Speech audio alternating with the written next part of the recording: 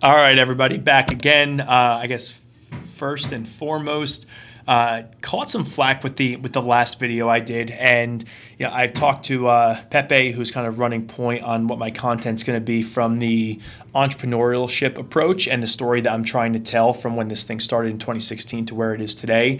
So I think we're going to go back and forth between where we were previously and where we're at today. But I had a talking point that I really wanted to focus on, because we're at a point within the company where we are growing rapidly and kind of creating what that roadmap looks like of what this business can be in 3 to 5 years versus what we thought it was a year ago from now. And do we have the right leadership on the team today that's going to push us forward? And I do believe the answer is no, simply because we haven't been at this stage, at this point of a company before. Chaz has a little bit in a different market space and service.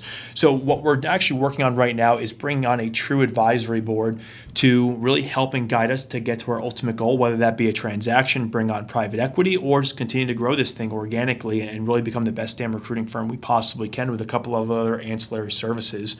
So as I've been kind of evaluating what that advisory board would look like in the talent, I just wanted to kind of give my network some insight to what I truly believe is going to help push my brand forward. And the very first thing is bringing on a true marketing individual who understands the digital side of the business and branding. Right now, we have been developing a brand very successfully underneath Chaz's guidance.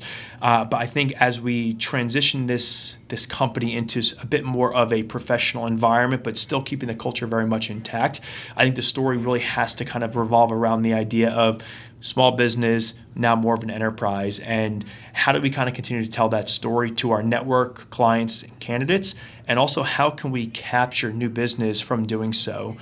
So whether that be through paid advertising, different types of social media marketing strategy, or we can continue the content marketing piece of it. So it's really cool to kind of see where the evolution of the marketing and brand side is going to be. Again, Chaz will lead most of it, but having someone that's been there and done that in a different service-based business, I think is going to kind of push us forward.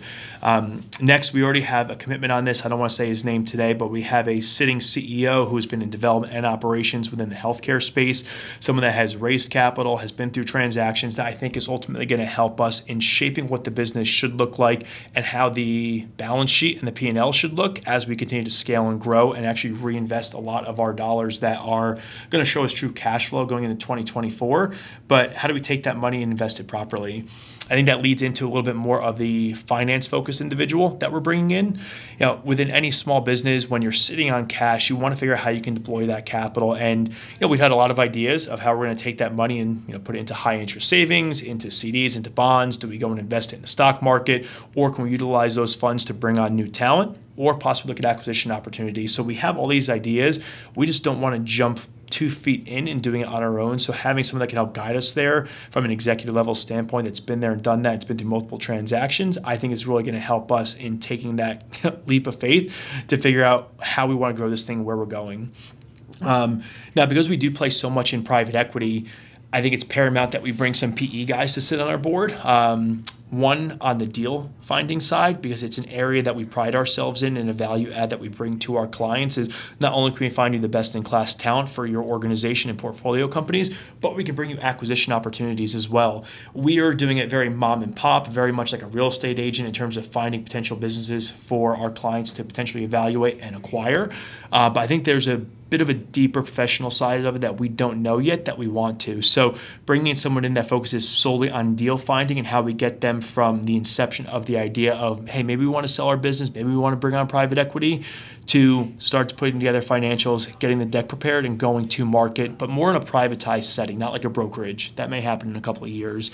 And then we really want to bring on someone that I think will probably push the business forward the most on the younger side of private equity. Maybe they're a VP or a principal today. They're probably not a partner within the organization, because there's a very good chance they're involved with the upfront due diligence of acquisitions, through the integration and ongoing operating. So can we bring someone in to help us out on the optimization and efficiencies of what our business is doing today? How do we utilize the talent that we have to offer cross-functional services?